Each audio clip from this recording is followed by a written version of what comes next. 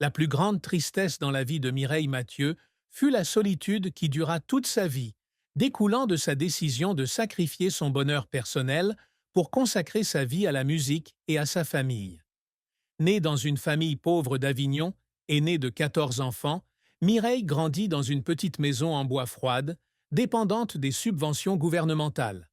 Son père, Roger Mathieu, était tailleur de pierre et sa mère, Marcelle Sophie Poirier, était une réfugiée de Dunkerque pendant la Seconde Guerre mondiale.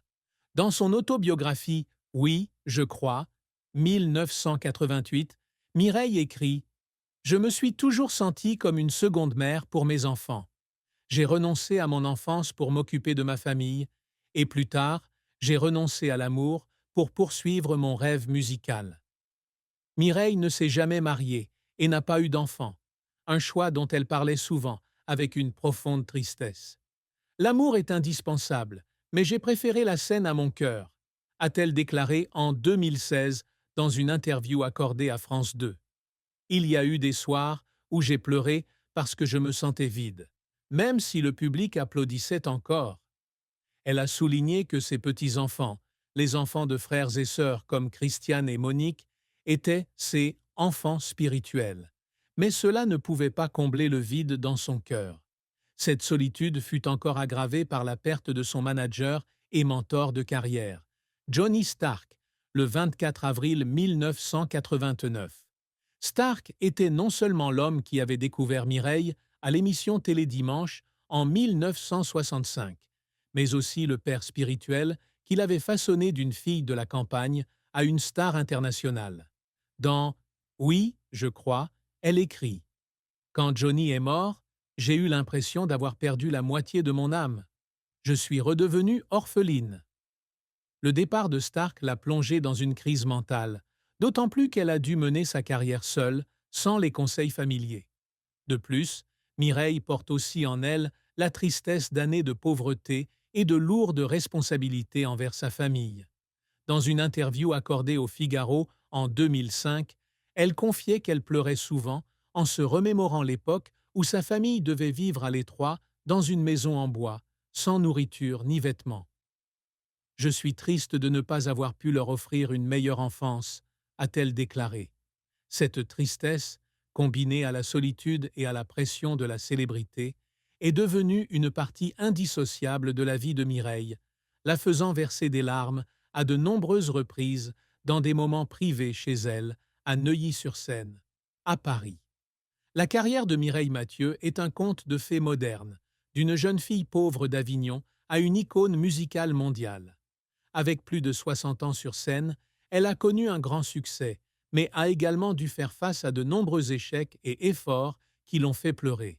Mireille débute sa carrière en 1965, lorsqu'elle remporte l'émission Télédimanche et est découverte par Johnny Stark. Il l'emmène à Paris, où elle signe chez Barclay Records. Le premier album, En direct de l'Olympia, 1966, se vend à plus d'1 million d'exemplaires en peu de temps, avec des chansons comme Mon Credo, C'est ton nom et Viens dans ma rue, devenant des phénomènes. Selon Billboard, elle a rapidement été comparée à Édith Piaf pour sa voix émotionnelle et son style de performance intense. Au cours des années 1960 et 1090, Mireille a captivé le public international avec des performances au Carnegie Hall, New York, à l'Universal Amphitheatre, Los Angeles, et au Ice Palace, Saint-Pétersbourg. Elle a enregistré en 11 langues, dont l'allemand, le russe, le japonais et l'espagnol, faisant d'elle une ambassadrice musicale de la France. Des chansons comme Acropolis à Dieu, La Paloma Ad, Santa Maria de la Mer et une reprise de Blue Bayou de Roy Orbison sont considérées comme des classiques. Selon Wikipédia, elle a vendu plus de 190 millions de disques, un nombre impressionnant dans l'histoire de la musique. Mireille a collaboré avec des stars internationales telles que Charles Aznavour, Placido Domingo, Barry Manilow, Paul Anka et Tom Jones, et s'est produite devant des chefs d'État tels que la reine Élisabeth II, le président Ronald Reagan et le premier ministre Vladimir Poutine. En 1974, elle reçoit le prix allemand Bambi, l'équivalent du Grammy, et en 1997, elle est décorée du titre de Chevalier de l'Ordre national du mérite et des arts et des lettres et de la Légion d'honneur pour sa contribution à la culture française. En 2010, elle a reçu la médaille de l'amitié des mains du président russe Dmitri Medvedev.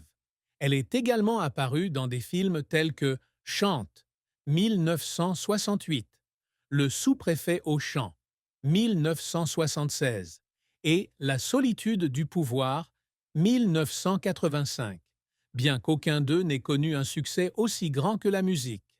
En 2005, elle célèbre ses 40 ans avec un concert à l'Olympia de Manson Paris et sort son 38e album, Mireille Mathieu, avec le titre Une place dans mon cœur. Selon Le Monde, cette émission a été enregistrée et diffusée en DVD, attirant des millions de téléspectateurs. Elle a récemment annoncé sa tournée d'adieu Goodbye My Love Goodbye en octobre 2024, marquant 60 ans de sa carrière. Cependant, la carrière de Mireille n'a pas été sans revers. L'un des échecs majeurs a été le recours initial à l'image de la deuxième Édith Piaf. Johnny Stark, désireux de capitaliser sur la popularité de Piaf, a stylisé Mireille de manière similaire, de sa robe à ses choix de chansons. Dans Oui, je crois, elle écrit « J'ai l'impression d'être une simple copie et cela me frustre profondément. » Cette comparaison lui vaut d'être critiquée par la critique pour son manque d'individualité, comme le souligne Libération en 1966. Ce n'est qu'en collaborant avec Paul Moria et André Pascal qu'elle trouve son style unique avec des chansons comme La première étoile. Un autre échec a été l'incapacité à maintenir l'attrait sur le marché américain. Malgré ses performances au Carnegie Hall et ses contrats signés avec des maisons de disques américaines, elle ne pouvait pas rivaliser avec des stars comme Barbra Streisand ou Diana Ross. L'album en anglais Mireille Mathieu Sings Paul Anka, 1978, ne s'est vendu que modestement, à sa grande déception. Dans une interview accordée à France Inter en 1980, elle déclarait « J'ai essayé de conquérir l'Amérique, mais j'ai réalisé que mon cœur appartenait à l'Europe. » Mireille a également dû faire face à une controverse concernant la personnalité trop docile et le contrôle strict de Johnny Stark. Dans Oui, je crois, elle a nié cette accusation, soulignant qu'elle et Stark avaient une entente mutuelle, mais les médias ont quand même exploité cette image pour l'attaquer.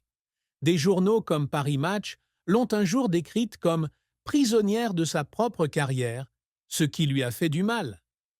Les efforts de Mireille Mathieu s'accompagnent souvent de moments d'émotion. L'une des fois qui l'a fait pleurer, c'est lors de la préparation de sa première représentation à l'Olympia en 1965. À 19 ans, n'ayant jamais quitté Avignon, elle a dû faire face à une grande pression pour faire ses preuves. Dans Oui, je crois, elle raconte « J'ai pleuré dans la loge, de peur que le public parisien se moque de mon accent campagnard. » Le spectacle a été un énorme succès, mais le parcours de préparation stressant a laissé une impression durable. Un autre moment a été celui où elle a appris de nouvelles langues pour enregistrer des chansons. Il y avait des nuits où je restais assise avec mes professeurs d'allemand et de russe jusqu'à tard dans la nuit, en pleurs, parce que je n'arrivais pas à prononcer les mots correctement, a-t-elle déclaré dans une interview à TF, en 1975. Je voulais que le public du monde entier ressente mon cœur dans chaque mot que je chantais. Cet effort l'a aidé à se démarquer avec des chansons telles que Hinter den Kulissen von Paris, allemand, et Podmoskovny Vechera, russe. Mireille a également versé des larmes face à la mort de Johnny Stark en 1989. Après son décès, elle a dû gérer sa propre carrière, un défi qui l'a fait se sentir en insécurité. « J'ai beaucoup pleuré, car j'avais l'impression d'avoir perdu mon guide », a-t-elle déclaré lors d'une interview accordée à France 2 en 1990. Mais je savais que je devais être forte pour poursuivre le rêve de Johnny.